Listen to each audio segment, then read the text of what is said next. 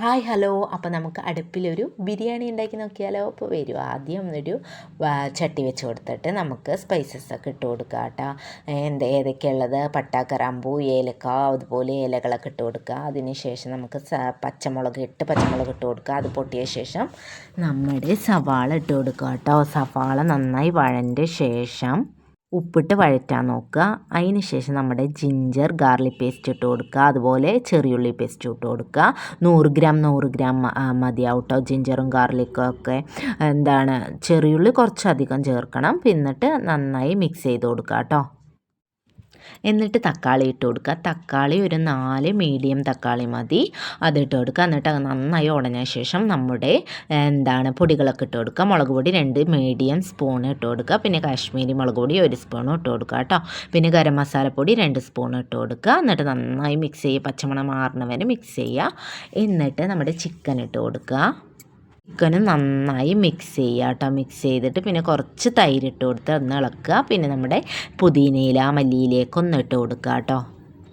എന്നിട്ട് ഒന്ന് മിക്സ് ചെയ്ത ശേഷം നമ്മുടെ അളന്ന് വെച്ച വെള്ളം അങ്ങോട്ട് ഒഴിച്ചു കൊടുക്കുക. നമ്മുടെ കുറച്ച് ജിഞ്ചർ ഗാർലിക് പേസ്റ്റിൻ്റെ വെള്ളം ഒഴിച്ചു കൊടുത്തിട്ടുണ്ട്. അപ്പോൾ അതിനനുസരിച്ചിട്ട് വെള്ളം ഒഴിച്ചു കൊടുക്കുക കേട്ടോ. നമ്മൾ അരി ആദ്യം അളക്കുക കേട്ടോ. അപ്പോൾ ഒരു അളന്ന പാത്രം ഉണ്ടാവും, അതിൻ്റെ ഡബിൾ പാത്രം വെള്ളം എടുത്ത് മാറ്റി വയ്ക്കുക കേട്ടോ. അപ്പോൾ ഞാൻ 1 കിലോൻ്റെയാണ് ഉണ്ടാക്കുന്നത് ബിരിയാണി കേട്ടോ. അപ്പോൾ അങ്ങനെ നമ്മുടെ അളന്ന വെള്ളം ഒഴിച്ചു കൊടുക്കുക. അപ്പോൾ നന്നായി തിളച്ച് വന്നിട്ടുണ്ട്. അതിന് ശേഷം നമുക്ക് അരി ഇട്ട് കൊടുക്കുക കേട്ടോ. അരി ഇട്ട് കൊടുത്തിട്ട് നന്നായി മിക്സ് ചെയ്തിട്ട് അതൊന്ന് മൂടി വയ്ക്കുക.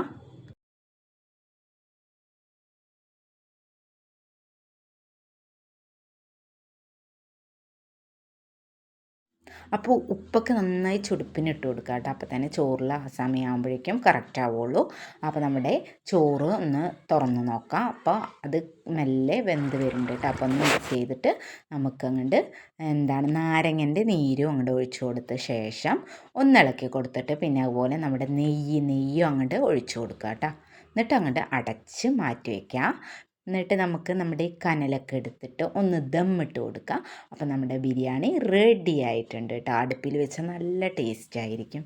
അപ്പോൾ ഞങ്ങൾ അടുപ്പിൽ വെക്കാൻ പൂതിയായിട്ടൊന്ന് വെച്ചതാണ് കേട്ടോ.